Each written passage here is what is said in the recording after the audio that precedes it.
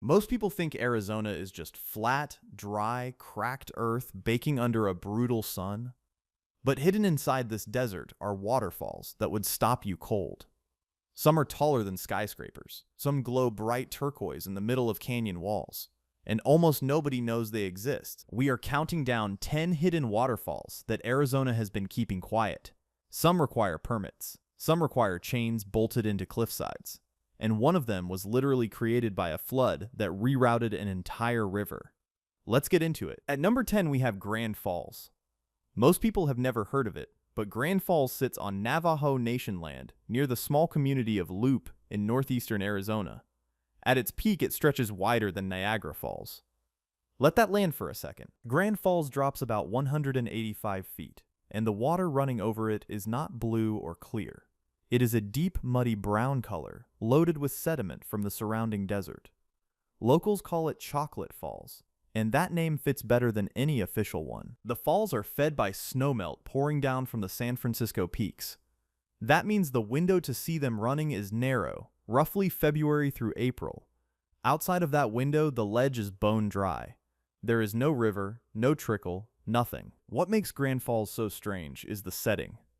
There are no trees around it, no canyon walls closing in, just open desert in every direction, and then this massive, roaring, muddy waterfall appearing out of nowhere. It looks like someone made a mistake on the map. The surrounding land is part of the Navajo Nation, and visiting requires basic awareness of that. There is no formal trailhead or park infrastructure here. You are essentially pulling off a dirt road and walking up to one of the most disorienting natural sights in the American Southwest. You are good. Grand Falls proves one thing right away. Arizona is not the desert you think you know. And if number 10 already broke your expectations, number 9 is going to completely rewrite the mental image you have of this state. Coming in at number 9 is Workman Creek Falls, and it may be the most underrated waterfall in the entire state. Standing roughly 200 feet tall, it is one of Arizona's tallest falls, yet almost nobody outside the state has ever heard of it. Workman Creek sits inside the Sierra and Shaw Wilderness in Gila County, near the small town of Young, deep within Tonto National Forest. Getting there is straightforward by Arizona standards. A standard passenger car can reach it via Highway 288, no off-road clearance needed. But here's where Workman Creek gets disorienting. The forest surrounding the falls is thick with ponderosa pines and Douglas firs. Standing there, you would not guess you were in Arizona. You would guess Colorado. The desert vanishes completely. The best time to visit is spring, when snowmelt pushes water hard over the ledge, or late summer during monsoon season when heavy rains arrive from the south. Both windows deliver completely different versions of the same falls. One is steady and cold. The other is violent and brown. For a waterfall this tall and this accessible, Workman Creek sees almost no visitors. There are no crowds, no permit systems, no shuttle buses. Just a forest road, a trail, and 200 feet of falling water surrounded by trees that have no business being in Arizona. Workman Creek is the kind of place that makes you realize how much of Arizona gets ignored in favor of the Grand Canyon and Sedona. But number 8 takes things in a different direction entirely, into land where access is not a given, and the culture behind the water matters as much as the water itself. At number 8, we have Cibecue Falls, located in Gila County along Cibecue Creek on land belonging to the White Mountain Apache tribe. The falls drop about 30 feet, but the height is not the point here. The setting is, the water falls between tall red canyon walls that close in on both sides, framing the drop in a way that feels more like a hallway than an open cliff face. It is dramatic, and close, and intimate in a way most waterfalls are not. To reach Cibecue Falls, hikers take a roughly 3-mile round-trip trail that crosses the creek as many as 9 times depending on conditions. The crossings are not optional detours. They are the trail. You are in and out of that water the entire way there. The falls carry deep cultural and spiritual significance to the White Mountain Apache people. Swimming in the pool at the base is not allowed, and that is not a suggested courtesy. It is a firm rule tied to the meaning this site holds for the people whose land it is on. An access permit is required before you arrive. This is not a roadside stop or a public park with an open gate. Planning ahead is mandatory, and so is showing up with actual awareness of where you are and whose land you are standing on. Cibecue Falls is one of the most visually rewarding hikes on this list, but only if you arrive prepared. Number 7 keeps us in Apache territory, but trades the canyon walls for a river-fed system that stays alive almost all year long. Coming in at number 7 is Apache Falls, part of the Salt River Canyon system in San Carlos, within the Fort Apache Reservation east of Phoenix. The hike in is only about a mile, with modest elevation gain, making this one of the most beginner-accessible waterfall hikes in the state. What sets Apache Falls apart from most of the list is water reliability. Because the falls are fed by the Salt River, there is consistent flow through much of the year. Most desert waterfalls in Arizona are seasonal at best. Apache Falls breaks that pattern. The canyon setting around the falls is striking even before you reach the water. The Salt River Canyon is one of the most underappreciated geological features in the entire Southwest, and Apache Falls sits right inside it, framed by steep canyon walls on both sides. Hikers regularly pair Apache Falls with nearby Cibecue Falls to make a full day out of the canyon. The two sites are close enough that combining them is logical, and different enough that neither one repeats the experience the other gives you. Apache Falls rewards beginners without boring experienced hikers. The trail is short, but the payoff is real. And for a waterfall sitting inside a reservation east of Phoenix, the crowds are almost non-existent. Most people driving through the Salt River Canyon never know it is there. Number 7 is proof that you do not need a brutal hike to find something extraordinary in Arizona. But number 6 takes a completely different angle. Instead of snowmelt or seasonal rains, this waterfall is powered by something that never stops. Not for a single day, not for a single hour. At number 6 is Fossil Creek Falls, located in the Coconino National Forest near the small towns of Strawberry and Pine in central Arizona. What drives this waterfall is not rain or snowmelt. It is a natural spring pushing out roughly 20,000 gallons of warm, mineral-rich water every single minute. That number is not a typo. 20,000 gallons per minute, year-round, every day, regardless of season. That kind of consistency is almost unheard of in the desert Southwest. Most Arizona waterfalls run for weeks. Fossil Creek runs forever. The spring water carries dissolved calcium carbonate, which gives Fossil Creek its distinctive blue-green color and gradually builds up layers of travertine rock over time. The ledge the water falls over was shaped by the water itself, built up mineral by mineral over thousands of years. The falls drop about 25 feet over those smooth travertine formations into a wide, clear swimming hole at the base. The water is warm enough to swim in comfortably even in cooler months, which is not something you can say about snowmelt-fed waterfalls further north. Fossil Creek became so popular that the U.S. Forest Service stepped in. From April through October, advance permits and parking passes are required. The access road is gated. You cannot show up and hope for the best. This site is managed like a concert venue now. The trailhead sits about 85 miles south of Flagstaff, and the walk to the falls is roughly a mile on a family-friendly path. But that easy access combined with the year-round flow is exactly why demand exploded. Fossil Creek is one of the few Arizona waterfalls that genuinely does not disappoint regardless of when you show up. Number 6 runs every day without fail, and that kind of reliability is rare on this list. Number 5 flips that entirely. It is seasonal, it is tough to reach, and it is sitting right on the edge of a major city that most people would never associate with a waterfall. Coming in at number 5 is Tanque Verde Falls, sitting inside the Rincon Mountain foothills on the eastern edge of Tucson. This is one of the few places in the country where you can stand in front of a waterfall and still see a major city skyline behind you. The main drop is about 80 feet into a deep pool below. But the trail itself is the real experience. The roughly 1.8-mile route passes a series of smaller cascades and natural swimming holes carved into the creek bed, each one offering a reason to stop before you even reach the main falls. The trail is rated challenging for real reasons. There is boulder scrambling, there are creek crossings, the path markings are inconsistent, and first-time visitors frequently lose the route. This is a trail that rewards people who pay attention and punishes those who do not. The falls are seasonal, running strongest in spring and after monsoon rains push through in late summer. Timing matters here. Visit during a dry stretch and you may find nothing but a dry rocky ledge where the water is supposed to be. The surrounding landscape is pure Sonoran desert. Saguaro cacti, desert boulders, dry washes, and sitting inside all of that is a multi-tiered waterfall dropping into a pool deep enough to swim in.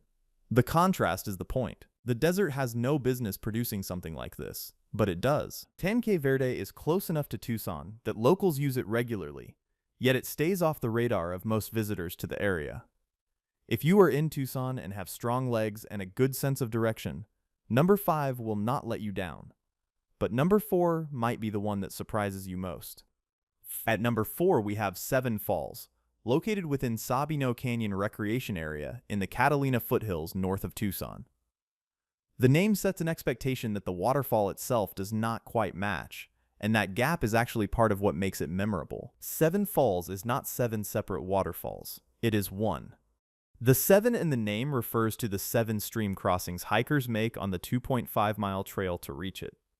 The name describes the journey, not the destination. When you do reach the falls, the drop is about 181 feet into a natural rock amphitheater below.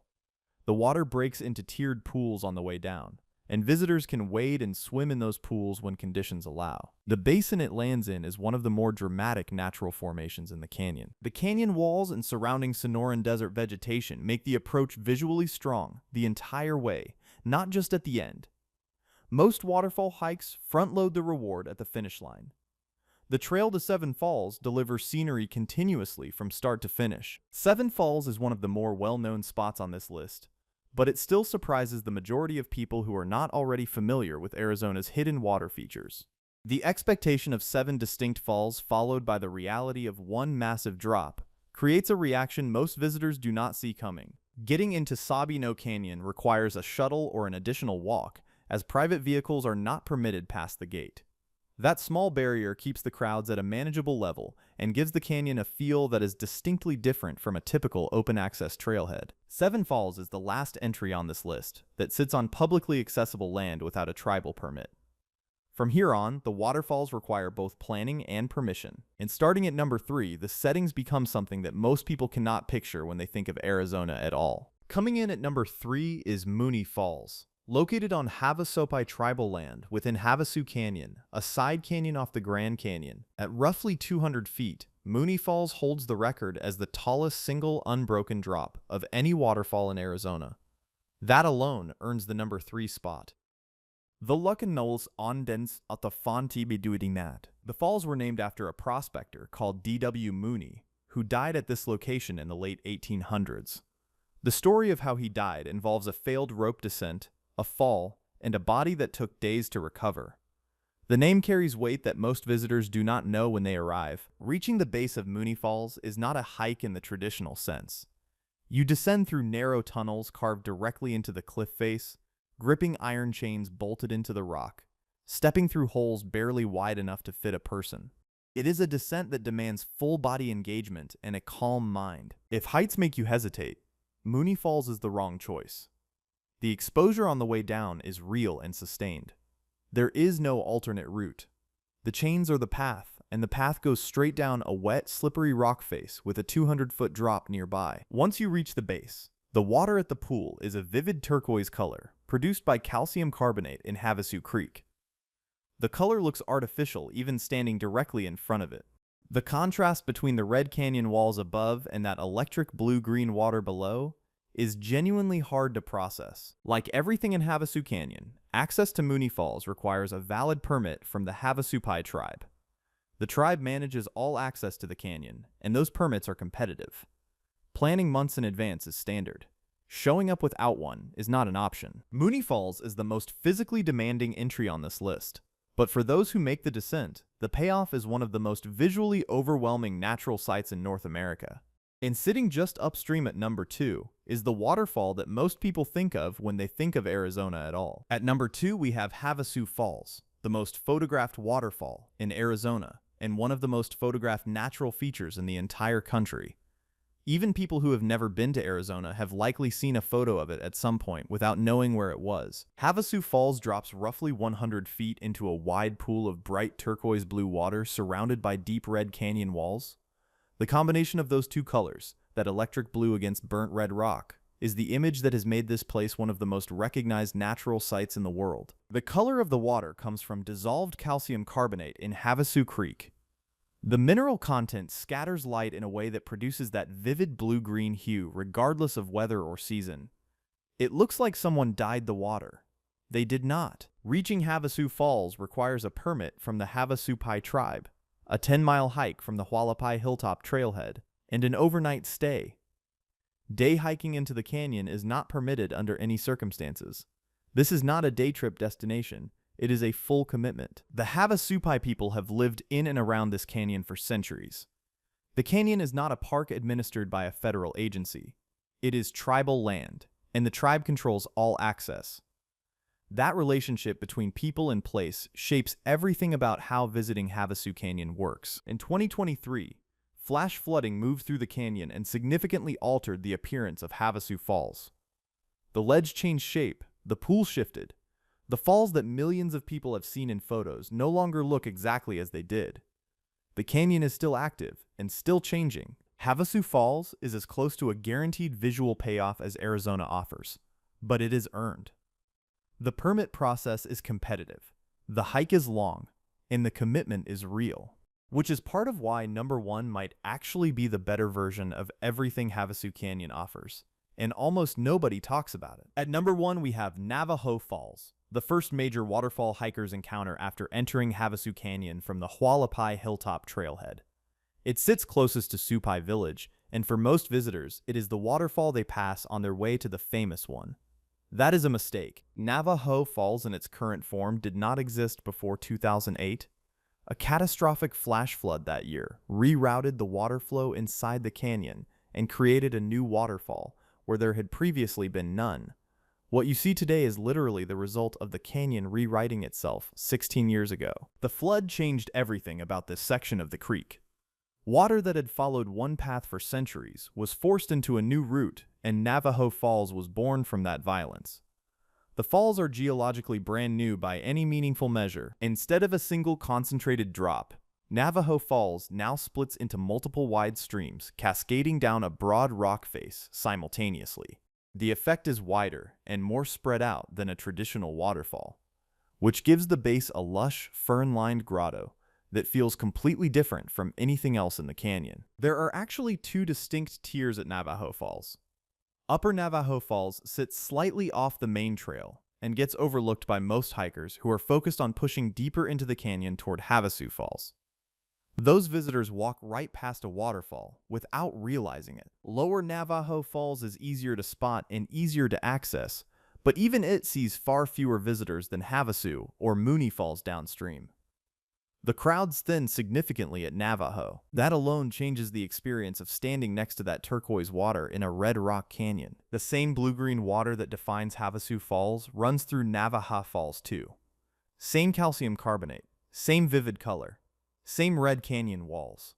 But without the crowds, without the noise, and with the added context that this waterfall is only 16 years old, it hits differently. Navajo Falls is the quietest proof on this entire list that Arizona's water story is still being written. The 2008 flood did not destroy the canyon, it added to it. A brand new waterfall appeared where none had existed, and most people who visit the canyon walk straight past it. Every waterfall on this list required something specific to reach it, whether that was a permit, a chain descent, a seasonal window, or just the willingness to look for water in a place where everyone assumes there is none. Arizona does not advertise its waterfalls. That is part of the deal. From a muddy brown ledge in open desert at number 10 to a turquoise grotto born from a flood at number 1, this state holds more moving water than most people give it credit for. The desert is not dry, it is hiding. And now that you know where to look, the question is which one you go after first. The one that never stops flowing, the one that requires chains, or the one that did not exist until 16 years ago and most people still walk right past.